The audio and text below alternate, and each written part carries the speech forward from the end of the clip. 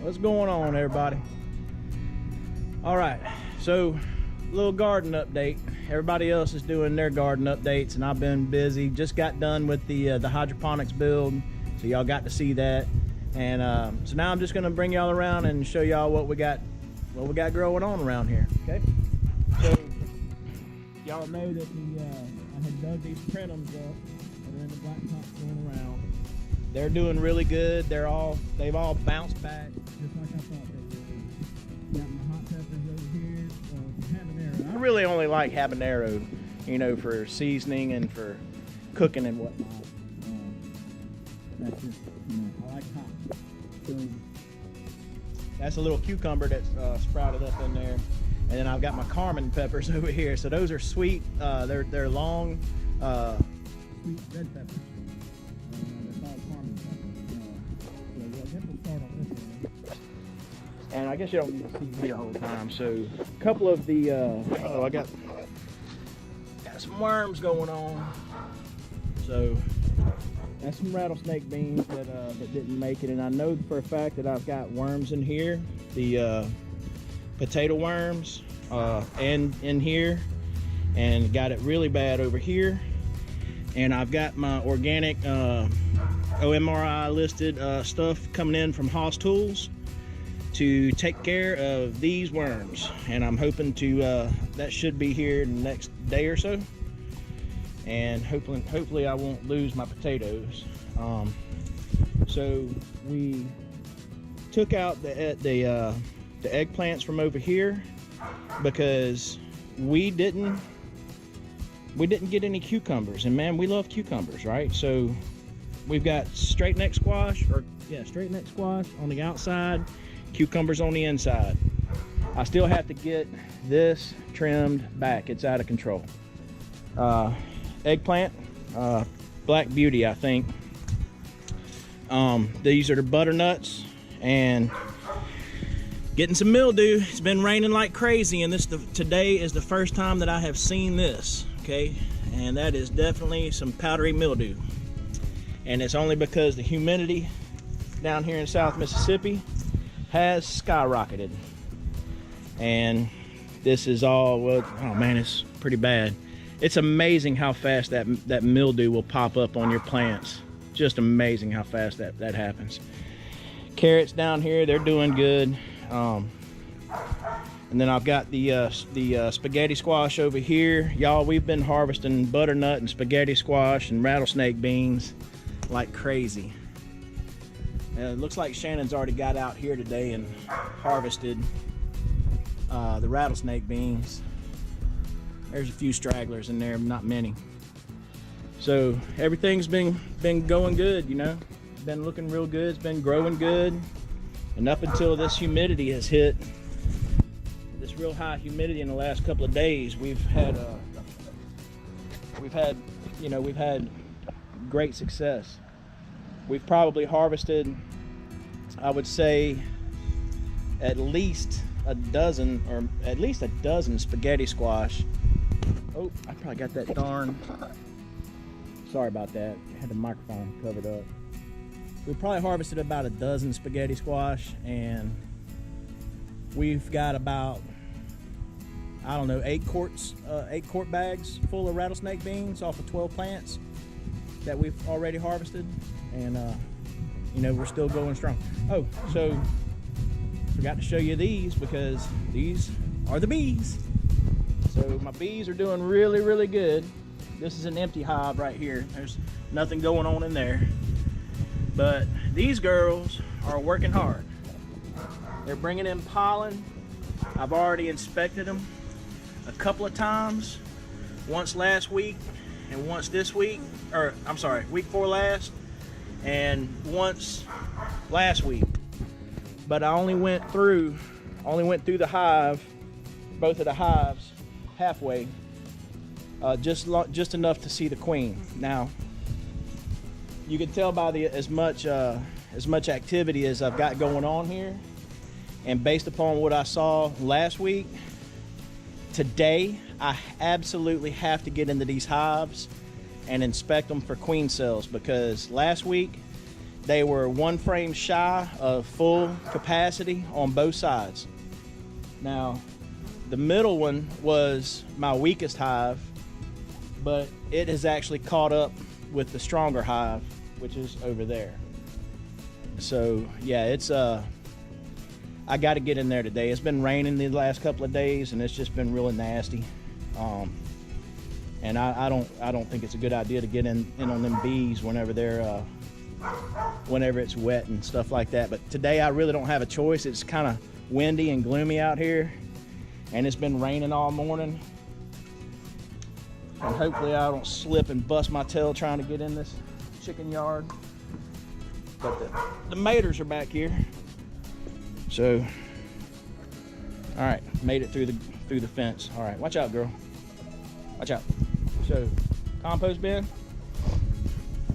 and these got some. Oh darn it! I forgot to put my fence back up.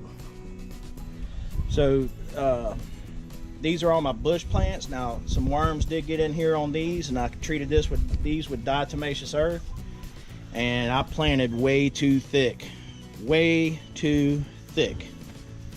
But y'all can see over here that I've got all of these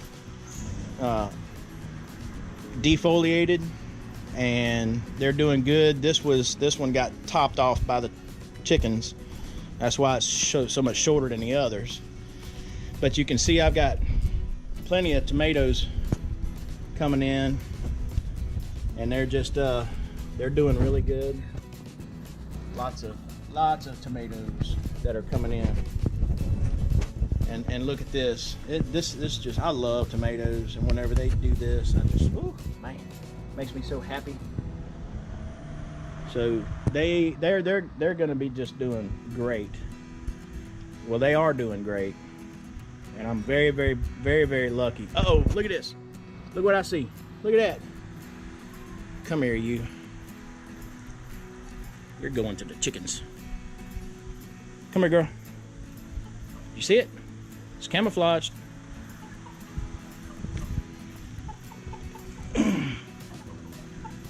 Just throw it out there.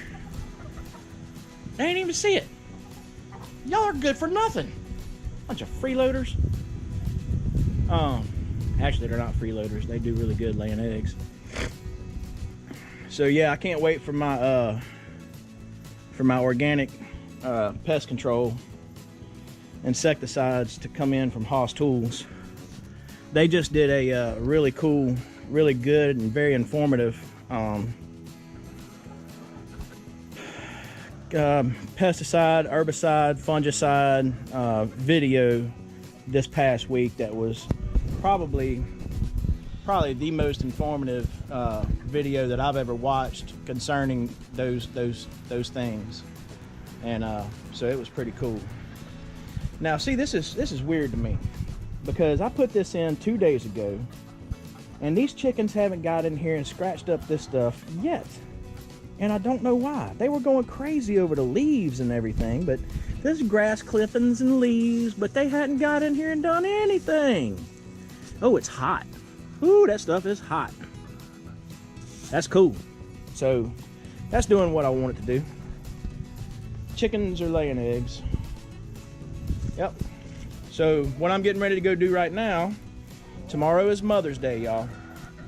Make sure you're loving on your mamas. Make sure you're loving on your wives. Make sure you're telling them how much you love them, how much you appreciate them. So I know I love and appreciate mine. But what I am doing today is rebuilding a crawfish burner. You know, because we're gonna be boiling crawfish tomorrow, y'all. We're gonna be boiling 125 pounds of crawfish. Yeah, and about 50 pounds of red potatoes, probably 4 sacks of lemons, 4 sacks of oranges,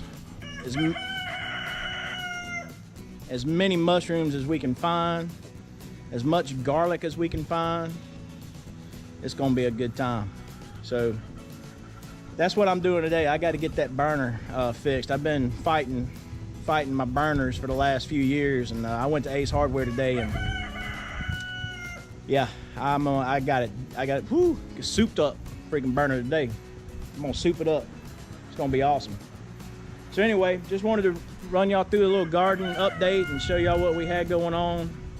Oh, man, I almost forgot the hydroponics, right? So, you know, my hydroponics is right by the bees, but they don't mind me. Look at the growth that we got going on just in the last couple of days, 3 days since I've got everything going. So you can see everything's going really good. Oh, all right, so let's see what the roots look like. Let's see if we got how much root growth we got going on. Right? Oh, looky there. What'd I tell you? Look at how feathery that stuff is, those roots. They're just doing awesome. Yep.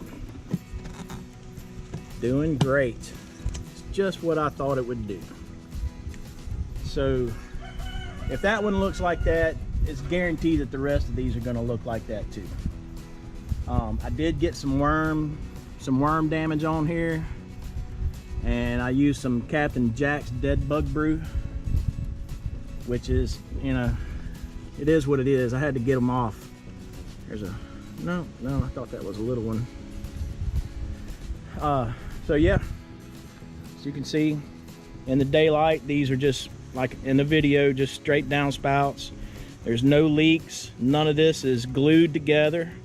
You can see where the water line, where the water's running down right here and trickling down into the return pipe.